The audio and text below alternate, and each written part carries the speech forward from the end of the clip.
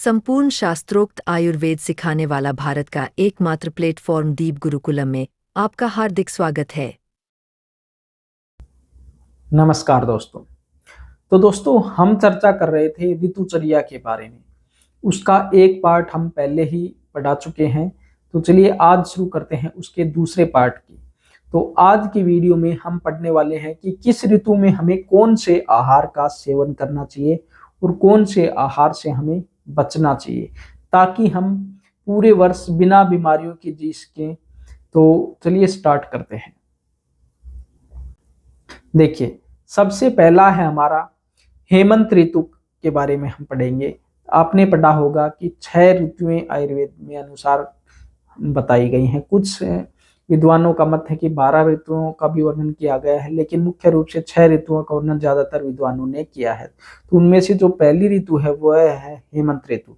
तो इसमें हमें कौन से रस वाले पदार्थों का सेवन करना चाहिए, किससे हमें बचना चाहिए, क्या क्या खाना चाहिए, क्या पीना चाहिए, उसके आधार पर हम चर्चा करें। देखिए, सबसे पहले इसमें दिया गया कि खट्टे जो भी पदार्थ हैं, मीठे तथा खारे नमकीन रस वाले आहार का सेवन करना चाहिए। खट्टे, मीठे तथा खारे नमकीन रस वाले आहार का इसमें सेवन करना चाहिए इसी ऋतु में, हेमंत ऋतु में। आगे है गेहूं का सेवन, चावल का सेवन, उड़द का सेवन, मिष्ठान और पकवान का सेवन, नया अन्न का सेवन और तेल का सेवन, केसर, अगर, कस्तूरी आदि इन पदार्थों का सेवन हमें इस ऋतु में करना चाहिए। आगे है नियमित तेल मालिश और व्यायाम करना चाहिए हेमंत ऋतु में। और ये गर्म पानी से स्नान करना चाहिए, वह गर्म कपड़े पहनने चाहिए, क्योंकि हेमंत ऋतु मुख्य रूप से कौन सी है, वो सर्द ऋतु होती है। जैसे इसमें जैसे 2 शरद ऋतु और ग्रीष्म ऋतु, ठीक है ना, और एक वर्षा ऋतु। तो इनको तीनों को मतलब 4-4 महीने के हम नॉर्मल में लेते हैं, लेकिन इसमें जो शरद ऋतु है इसमें 2 ऋतुएं डाल दी गई। शरद ऋतु में एक तो हेमंत ऋतु आएगी, एक आएगी आगे शिशिर ऋतु। ये दोनों ही इसमें आएगी, शरद ऋतु में आ जाएगी, ठीक है। तो चलिए अब चलते हैं अगले ऋतु। तो ये ऋतु आपने समझ ली कि इसमें हमें क्या करना चाहिए, क्या पीना चाहिए, किससे हमें बचना चाहिए। अब चलते हैं अगले ऋतु के ऊपर। अगला है शिशिर ऋतु है, ठीक है, शिशिर ऋतु। तो इसके बारे में हम पढ़ते हैं। देखो, इसमें भी खट्टे, मीठे तथा खारे नमकीन रस वाले आहार का सेवन करना चाहिए। यानी कि इसमें वही सारी चीजें हैं जो अभी हमने हेमंत ऋतु में पढ़ी थी। जो हेमंत ऋतु में है ना, वही सारी चीजें इसमें भी आपको करनी है। यानी कि हेमंत ऋतु का और शिशिर ऋतु दोनों शरद ऋतु मौसम के संबंधित ऋतु हैं। तो इसमें दोनों में समान चीज है, कोई ज्यादा अंतर नहीं, दोनों में समान ही हमें करना है। अब तीसरी जो ऋतु है वो है हमारी वसंत ऋतु। अब इसमें थोड़ा सा चेंज होगा। देखिए, वसंत ऋतु में हमें रुक्ष आहार का सेवन करना चाहिए, तीक्ष्ण आहार का, गरम, हल्के, कड़वे, तीखे व कसैले रस वाले आहार का सेवन हमें करना चाहिए। इसमें जो बताए उन सारे आहार का सेवन हमें करना चाहिए। मधु के साथ हरड़ को खाना, गेहूं का सेवन कर सकते हैं, अनेक प्रकार के चावल, मूंग, जौ और साठी चावलों आदि का सेवन इस ऋतु में हमें करना चाहिए। आगे है दिन की निद्रा, यानी कि दिन में नहीं सोना चाहिए। वह ठंडे पदार्थ इस ऋतु में नहीं खाने चाहिए, मीठी चीज इस ऋतु में नहीं खानी चाहिए, खट्टी व चिकनी वस्तु का सेवन इस ऋतु में नहीं करना चाहिए, दही का सेवन नहीं करना चाहिए, और जो कठिनता से पचे ऐसे पदार्थों का सेवन हमें इस ऋतु में नहीं करना चाहिए। यानी कि जो बताई गई वसंत ऋतु में इन सभी पदार्थों का सेवन हमें नहीं करना चाहिए, इन सभी पदार्थों को हमें नहीं खाना चाहिए, इससे हमें बचना चाहिए। आगे इस ऋतु में कफ का प्रकोप होता है, तो इसका कफ का शमन करने के लिए इस ऋतु में क्या करना चाहिए, कफ का शमन करने के लिए वमन व नस्य आदि करने चाहिए। यानी कि नाक में डालने वाले जो भी औषधि होती हैं वो नस्य में आती हैं, और वमन जैसे उल्टी के द्वारा हम जो भी चीजें निकालते हैं, तो वमन व नस्य आदि करने चाहिए। जैसे औषधियों की वो ली जाती है, काढ़े वगैरह, औषधियों को काढ़ा लेने के बाद में हमें वमन हो जाती है, तो नस्य नाक में डालने की कुछ औषधि आती हैं, वो डाली जाती हैं। और कफनाशक औषधियों के द्वारा कुल्ले किए जाते हैं। चंदन, केसर और अगर का लेप करना चाहिए। तो ये सारी चीजें हमें वसंत ऋतु में करनी चाहिए। आगे है ग्रीष्म ऋतु।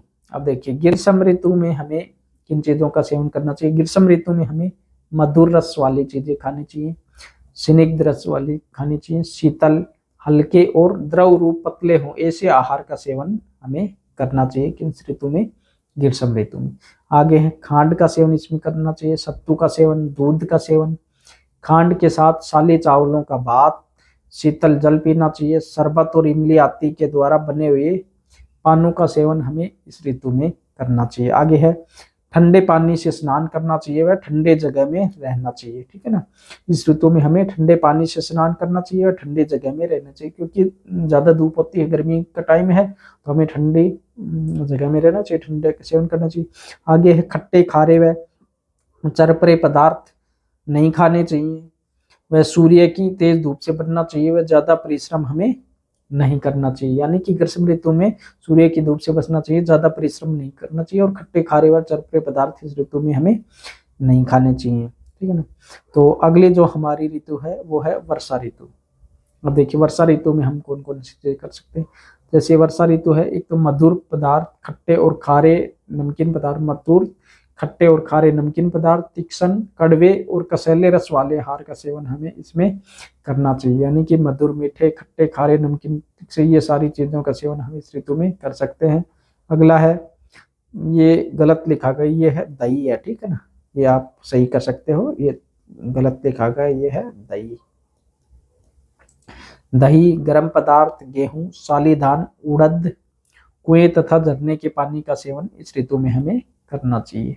कौन सी में, वर्षा ऋतु में, क्योंकि वर्षा ऋतु में ही झरना बहता है, तो वर्षा ऋतु में हमें कुएं में झरने के पानी का सेवन करना चाहिए। इसमें नदी का पानी, दिन की नींद, दिन में हमें नहीं सोना चाहिए वर्षा ऋतु में, ज्यादा श्रम भी नहीं करना चाहिए, रुक्ष पदार्थों का खाना नहीं करना चाहिए, नित्य मैथुन करना, यानी कि नित्य मैथुन भी नहीं करना चाहिए इसमें वर्षा ऋतु में। वैसे हमने पिछले वीडियो में बताया था कि 15 दिन में मैथुन करने का विधान है वर्षा ऋतु में, ठीक है ना। 15 दिन से ज्यादा कम में हमें नहीं करना चाहिए, नित्य मैथुन नहीं करना चाहिए, वह धूप से बचना चाहिए, ये वर्षा ऋतु में है। और वात की बीमारी इसमें बढ़ती है, तो वात बढ़ जाता है हमारे शरीर में, तो वात के समन है तो हमें इसमें बस्तिक्रम करना चाहिए, ठीक है ना। तो ये सारी चीजें वर्षा ऋतु में हमें करनी चाहिए। आगे है शरद ऋतु। अब देखिए शरद ऋतु में हमें किस आहार का सेवन करना चाहिए। शरद ऋतु में हमें मधुर मीठे आहार का, कड़वे, कसैले, नमकीन रस वाले, शीतल व हल्के आहार का सेवन करना चाहिए। तो ये सारी चीजें हमें शरद ऋतु में सेवन करनी चाहिए। घी का सेवन हमें शरद ऋतु में करना चाहिए, दूध का सेवन भी करना चाहिए, मिश्री का, ईख का, गेहूं का, जौ, मूंग और साले चावलों का सेवन हमें किसमें, शरद ऋतु में करना चाहिए।